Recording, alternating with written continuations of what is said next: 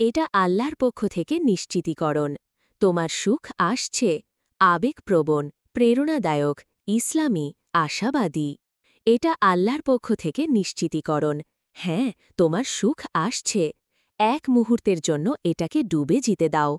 তুমি যে এই ক্লান্তিকর পরিস্থিতি দেখছ, হয়তো আশাহীনও হতে পারো। এটা কোনো দুর্ঘটনা নয়, এটা শুধু কাকতালীয় ঘটনা নয়, এটা তোমার হৃদয়ে পাঠানো একটি ঐশ্বরিক স্মারক। তোমার ব্যথা, তোমার অশ্রু, তোমার প্রার্থনা, এগুলো অলক্ষিত হয়নি। আল্লাহ সব দেখেছেন। কেটে ফেলুন। একটি স্থির পুকুরে ধীরে ধীরে জলের ফোঁটা পড়ছে। কারো চোখ থেকে ঝরে পড়া অশ্রুর ক্লোজ আপ। প্রতি নিদ্রাহীন রাতে, প্রতি মুহূর্তে তুমি অভিভূত বোধ করছ। প্রতিবার যখন তুমি ফিসফিসিয়ে বলো, ইয়া আল্লাহ, দয়া করে, তিনি শুনছিলেন। কারণ আল্লাহ তোমার ঘাড়ের শিরার চেয়েও তোমার কাছাকাছি। তিনি তোমার আত্মাকে তুমি নিজের চেয়েও ভালো জানেন।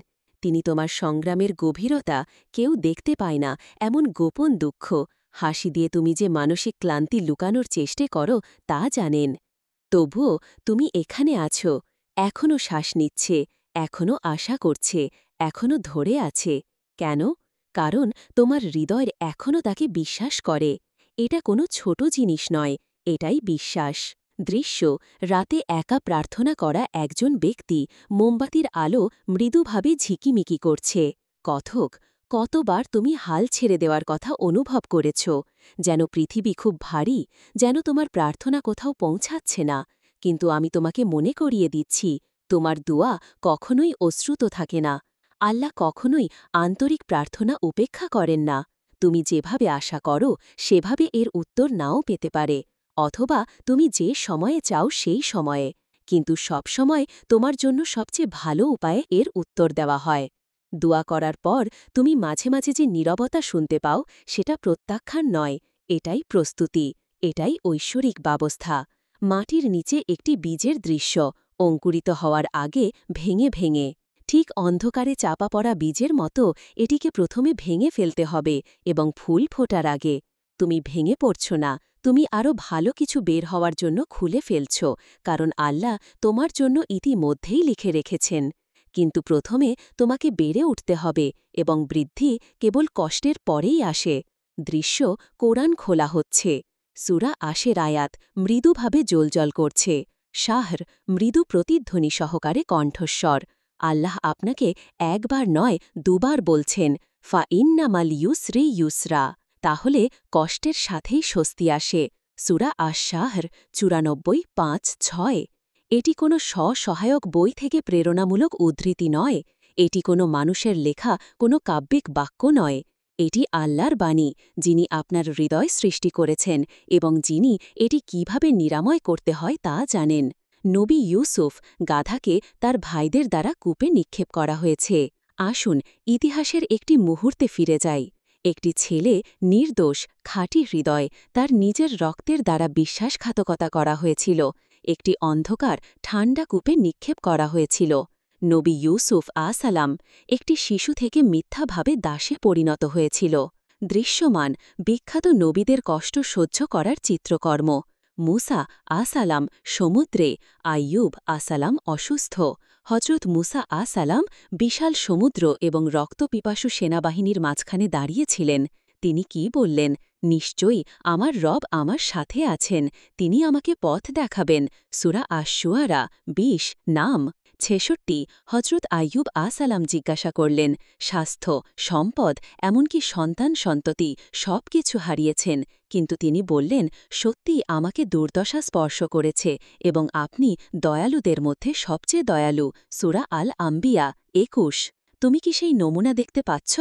তারা সবাই আল্লাহকে ডাকল, আর তিনি সাড়া দিলেন, তিনি প্রতিষ্ঠা করলেন, তিনি সম্মান করলেন, তিনি রক্ষা করলেন, আর তিনি তোমাদের জন্য একই কাজ করবেন। দৃশ্য, একজন দরিদ্র ব্যক্তি একটি শিশুকে হাসি দিচ্ছে, একজন মহিলা চোখের জলে দোয়া করছেন।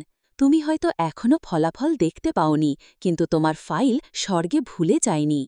প্রতিটি সুবহানাল্লাহ, প্রতিটি আলহামদুলিল্লাহ, প্রতিটি আস্তাগফিরুল্লাহ লিপিবদ্ধ আছে। ধৈর্যের প্রতিটি কাজ, প্রতিটি অশ্রু আল্লাহর জন্য। যখনই তুমি পাপ থেকে সরে এসেছ, সবই লেখা আছে। এগুলো সবই তোমার কল্পনার চেয়েও বড় কিছু তৈরি করছে। কখনো কখনো আল্লাহ উপহার দিতে বিলম্ব করেন, কারণ তুমি এর যোগ্য নও, বরং কারণ উপহারটি তোমার আরও ভালো সংস্করণের যোগ্য। দৃশ্য, ক্যালেন্ডারের পাতা উল্টে যাচ্ছে, সময়ের ধীর গতি। আর হ্যাঁ, এতে সময় লাগে। আরোগ্য রাতারাতি হয় না, স্বস্তি সবসময় তাৎক্ষণিক হয় না, কিন্তু এটি সবসময় তার পথে থাকে। বৃষ্টির মেঘের কথা একজন ব্যক্তি হাজতের কাছে প্রার্থনা করছে, জানালা দিয়ে চাঁদের আলো জ্বলছে। নাহা তোর কণ্ঠস্বর নরম হচ্ছে। তুমি কি কখনো রাতে প্রার্থনা করে নীরবে কেঁদেছ, এই ভয়ে যে কেউ বুঝতে পারবে না? তবুও তুমি একা নও। আল্লাহ বলেন, আমাকে ডাকো, আমি তোমার ডাকে সাড়া দেব। সূরা গাফির 40-60। তিনি বলেননি হয়তো, তিনি বলেননি যদি আমার ইচ্ছা হয়, তিনি বলেননি আমি সাড়া দেব। রাজাদের বাদশা তোমাকে কথা বলতে, তোমার বোঝা কমাতে, তাকে কি ব্যাখ্যা করে তা বলতে, তাকে নিরাময় করতে দাও। দৃশ্যমান কোরআন 9:4।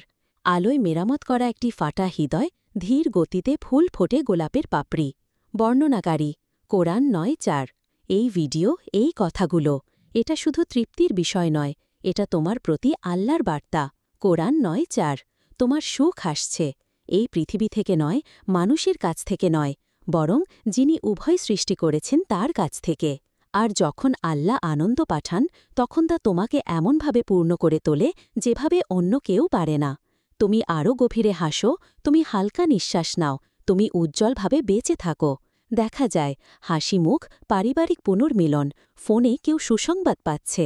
বর্ণনাকারী আর যখন সেই সুখ হাসবে, তখন তুমি আজকের দিকে ফিরে তাকিয়ে বুঝতে পারবে, সুবহান আল্লাহ, সব কিছুই মূল্যবান ছিল।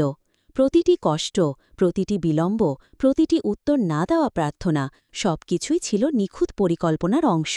তুমি এখনও তা দেখতে পাওনি, কিন্তু আল্লাহ তা দেখতে পারেন।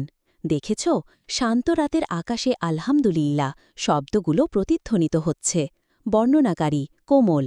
তাই ধৈর্য ধরো এবং উপহার আসার আগেই কৃতজ্ঞ থাকো।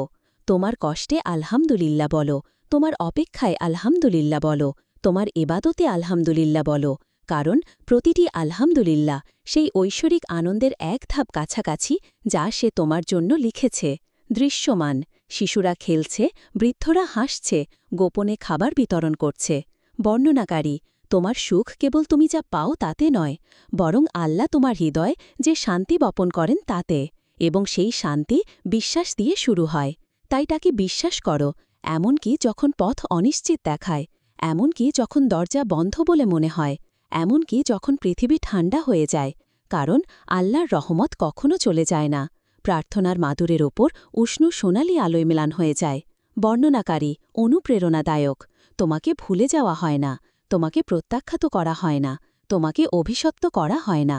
তোমার কল্পনার বাইরের কিছুর জন্য তোমাকে প্রস্তুত করা হচ্ছে, তাই প্রস্তুত হও।